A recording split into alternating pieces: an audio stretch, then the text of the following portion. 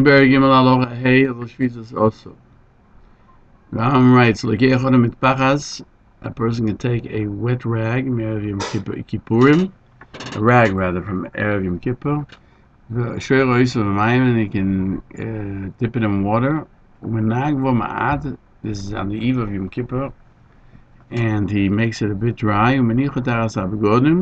Places it under his garments, and the next day it's still slightly wet, and he places it over his face. He doesn't have to worry.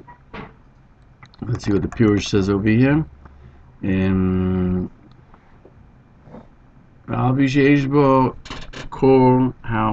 if it's very cool. This is found in Yumo that Rabbi Shimon Levi did. Now he had this rag, and he would soak it on Yom Kippur in water. He would make like a vessel that would dry. The next day, he would wipe his face, hands, and feet.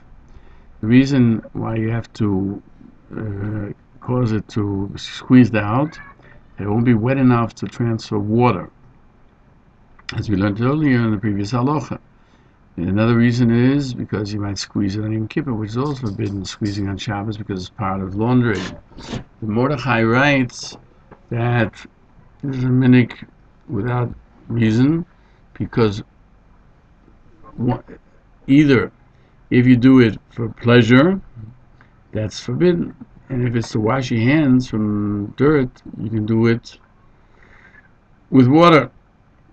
But he questions him, if it's pleasure, why is it forbidden? It's not wet. What is the forbiddenness? That's what Rabbi Shimon Levi did. How can you say that it's a custom which has no basis?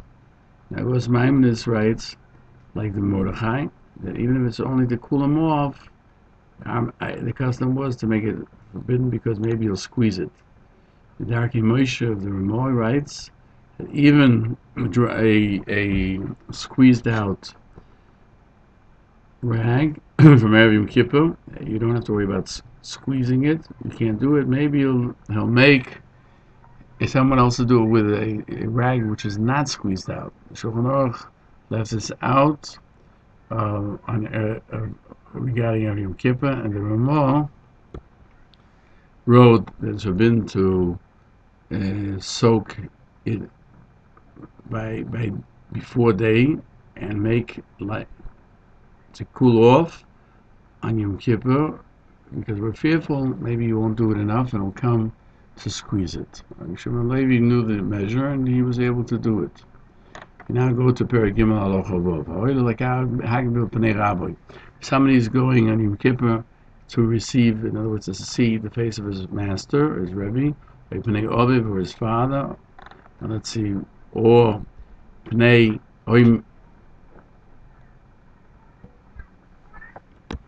Omishu Gadol Mimenu, somebody who's greater than him, b'chochma, wisdom, or likroitz beis hamidrash, he's going to shul, over b'mayim, ad savoy, he can go in water until his neck, and he doesn't have to fear about it, as far as transgressing.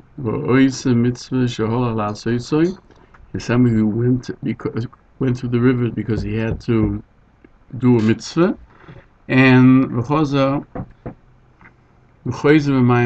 can go back in the water, back to where he came from. This is found in Yuma 77b. Rabbi Menach writes that anything that you do for a mitzvah, you have to go in water. If you won't permit him to go back, you only let him go there, he won't go. Therefore you won't complete the mitzvah. This is all mentioned in the Gemara there.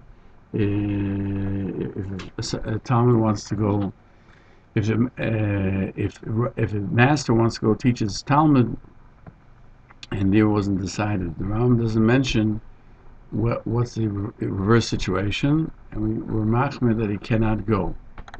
If somebody who's going to watch his fruits from being stolen, Menach says that this is permitted only if he does them before he watches them before Yom Kippur, and they know that that's his job.